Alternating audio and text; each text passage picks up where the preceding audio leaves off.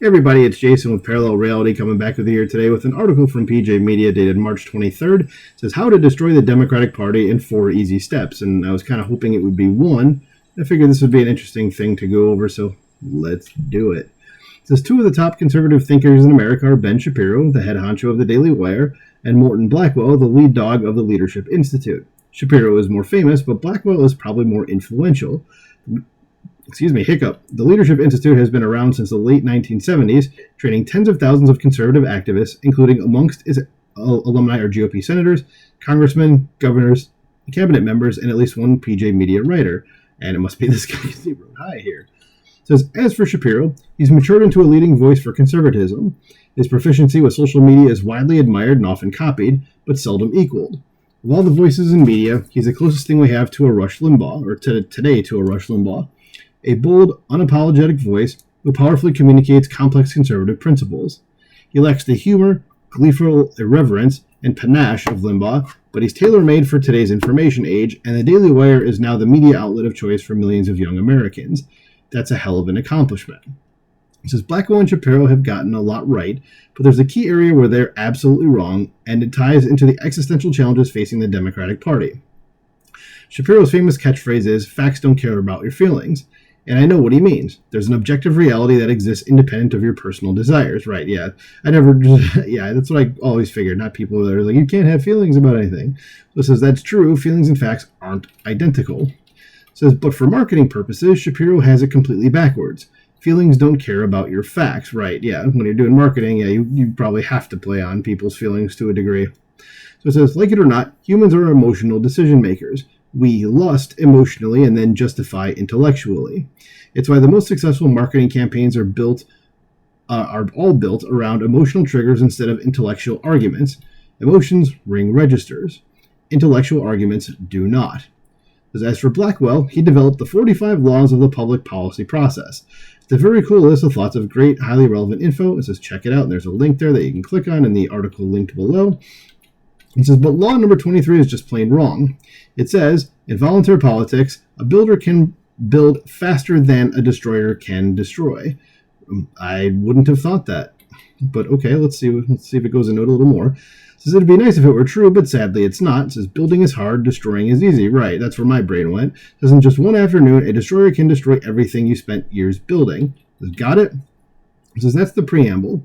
It's far easier to destroy than to build, and feelings don't care about your facts. With this in mind, here's how to destroy the Democratic Party in 4 easy steps. Again, I wish it was just one. It says, first, divide the Democratic Party from its base into status in progress. It says, according to Rep. Sean Casten, Democrat of Illinois, so I think he's around the area that I'm in, says, after a town hall meeting, a Democratic colleague called him in tears, crying, they hate us, they hate us.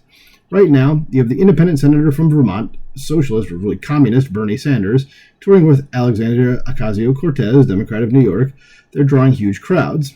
If you look up those huge crowds, it's kind of astroturfed, because someone did like geolocating on it, and it turns out that like a significant amount of people that are at their rallies are the same people just following them around. So it's huge crowds are a bit of a lie. So it says, and in the process, they're mainstreaming a new version of liberalism, one that will thrive in liberal Vermont and in AOC's far-left New York district, but wouldn't be competitive in red or purple regions. Purple's regions is what it says. Anyway, it says the Democrats are long overdue for an ideological overhaul. Eventually, they'll coalesce once again, but a divided liberal base would allow MAGA to run the country with a mere 45% approval rating. Hopefully, they'll stay divided for the rest of Trump's term. So it says, second, capture left-leaning libertarians. It's a status not yet. The excesses and overreaches of liberalism have already pushed most right-leaning libertarians into the MAGA camp, and that trend won't change.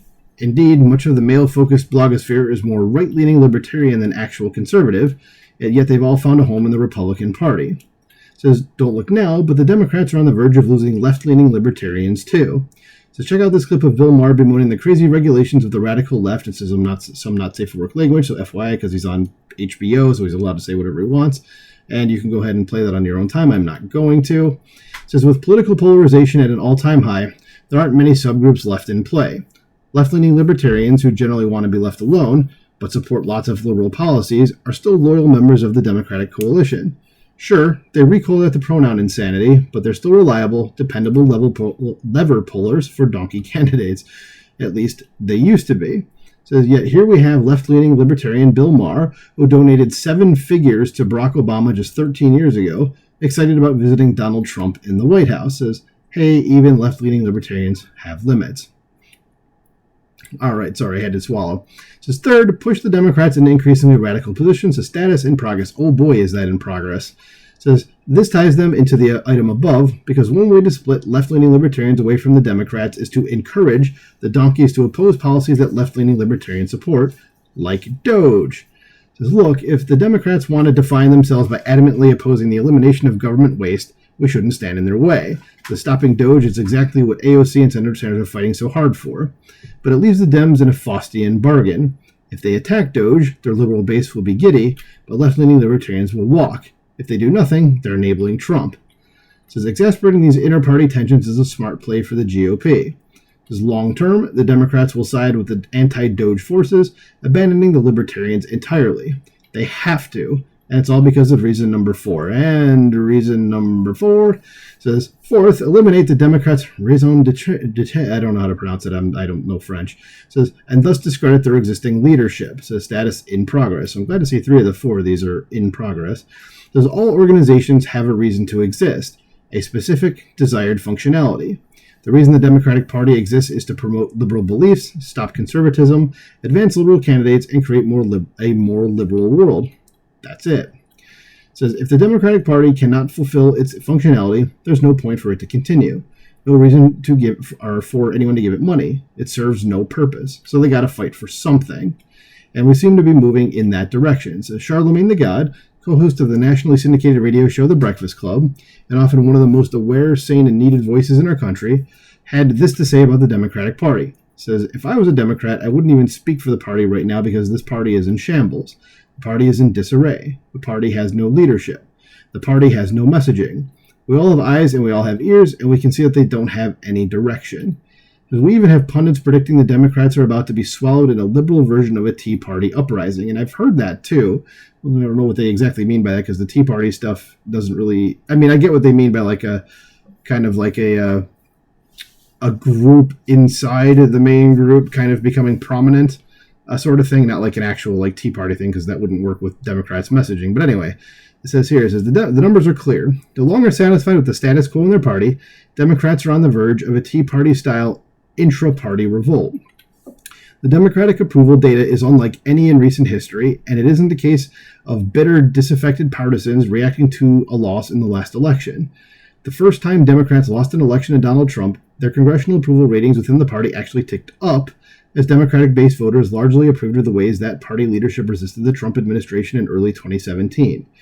The same phenomenon surfaced among Republicans in 2021 when, despite Trump's defeat and the subsequent chaos of January 6th, Republican voters remained generally positive regarding their views on the congressional GOP. The closest partisan parallel to the level of anger currently gripping Democratic voters would be roughly a decade ago, when Republican political unknown Dave Brat toppled House Majority Leader Eric Cantor in a shocking 2014 primary upset. I don't know who any of those people are. It says, good. When they're fighting with each other, they're not fighting with us. Let them destroy each other. Yes, exactly what I say. Because there is no more room for weak leadership, no more time for calculated political inaction. Schumer must go, and Democrats must replace him with a leader who understands the existential stakes of this moment. If we don't mobilize now, if we don't demand real resistance, we won't just lose another election, we'll lose our democracy. Oh boy, this is emphasis added. And they don't seem to know what democracy means either, because they don't ever use that word right either. You guys are the ones trying to destroy it. Okay, you're not going to...